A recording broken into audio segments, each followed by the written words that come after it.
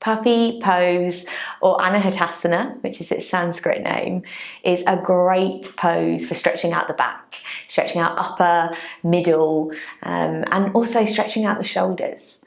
Anahatasana directly translates as heart opening posture. So we're really opening the body, finding that back bend. It is such a lovely pose, and I'm excited to dig a little deeper with you. So for our puppy pose, we're going to start in an all fours position. So wrists underneath shoulders, knees underneath hips. And it's this that's the important part. Hips are going to stay above your knees for the whole time as we move into this. So just make sure that you're secure there. And then you're going to start to walk your arms out in front of you.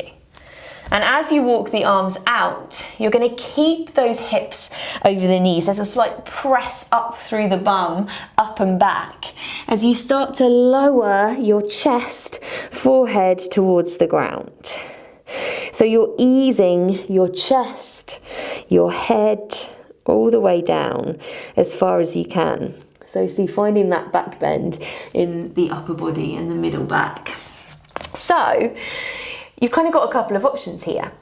It might feel, if you've got really tight shoulders, traditionally this is done hands shoulder width. If that feels like a lot on the shoulders, take your hands wider. Take your hands a little wider and allow yourself to release the body down. Now my forehead is coming down towards the mat. Yours might be hovering, it might feel slightly different.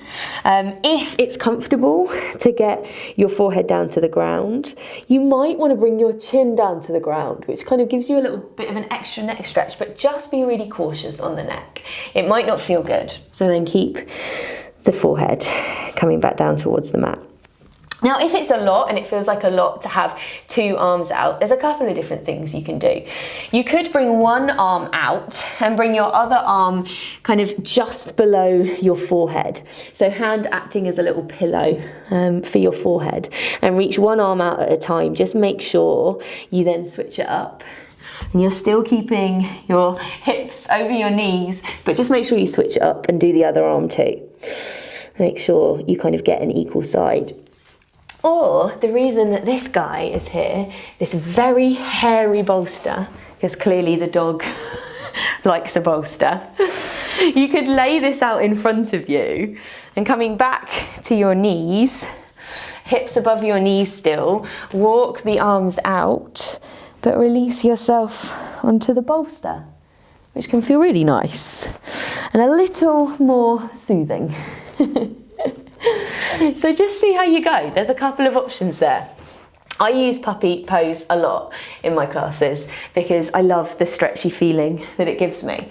But it can be a really tricky one to kind of get into, so take your time with it. Let's just find it one more time. So knees underneath hips, hands underneath shoulders, and we're simply walking those hands out, maybe bringing them as wide as the mat, and sinking forehead and chest down towards the mat.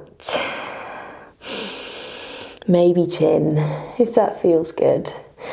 Pressing that bum up high as we sink ourselves down. That's what you really want to feel in this pose. Like with each exhale, your chest is getting a little heavier. So that's puppy. I hope you've got something out of that. A couple of options to play with and enjoy. Go forth and puppy.